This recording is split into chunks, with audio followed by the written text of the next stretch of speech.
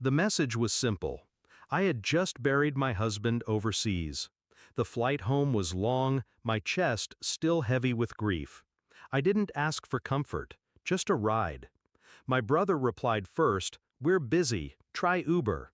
Then my mother, "Why didn't you plan better?" I stared at the screen for a full minute. My fingers typed 2 words. No worries. They thought that was the end of it. It wasn't. I've never been close to my family. They orbit each other when convenient, holidays, weddings, when there's an audience.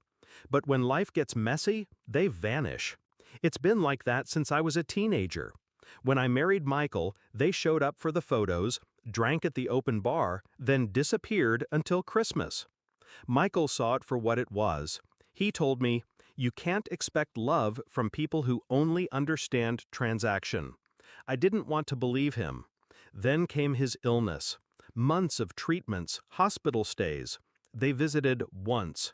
Once. My brother brought wine for himself. My mother complained about parking.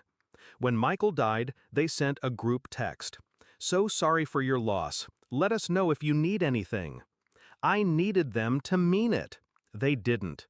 By the time I flew home from his funeral, my grief had solidified into something colder, something deliberate. On the flight, I thought about every moment they had chosen their own comfort over my need. And I realized this wasn't neglect, it was habit. They had always assumed I would endure in silence, that I would forgive. So I decided to change the habit. The first step was timing. My return flight landed hours before the evening news. The second was opportunity. I called a journalist I'd met years ago through Michael's charity work, an investigative reporter who specialized in human interest stories with teeth. I told her the truth. Widow returns home from burying her husband.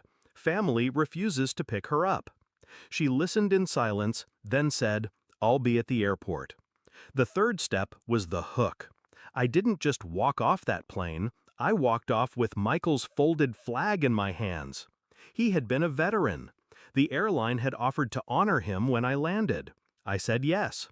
When the wheels touched down, the plan was already in motion. An airline escort met me at the gate, flag in their arms. The reporter and her cameraman were waiting by arrivals. They filmed as I walked out alone, dragging my suitcase, the flag pressed against my chest.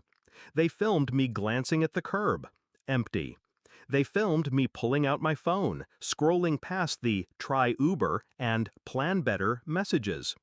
"Did your family know you were arriving today?" the reporter asked. I nodded.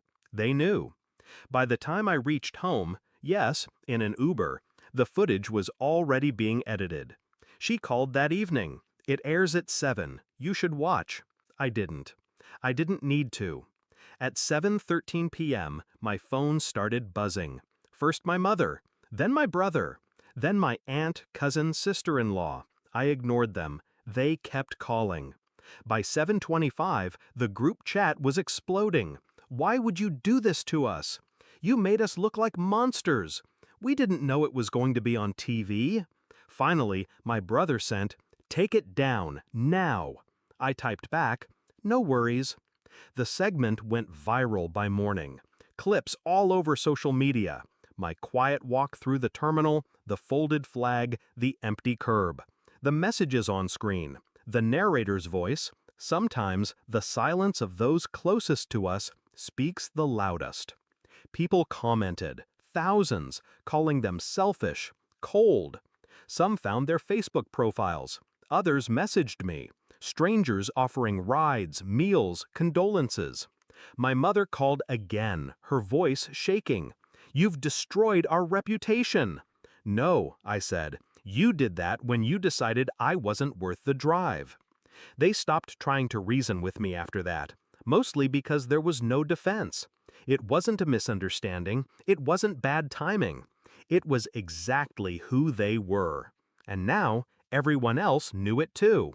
I didn't feel triumphant, not exactly. What I felt was balanced. For the first time, the weight of their neglect wasn't mine alone to carry. They could share it. That night, I folded Michael's flag and set it on the mantel. The house was quiet, peaceful.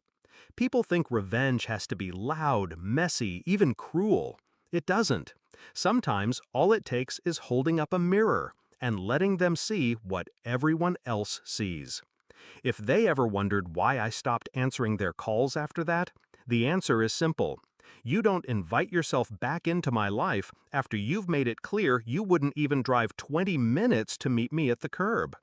And you certainly don't get to rewrite the story, because this time, the whole world heard it exactly as it happened.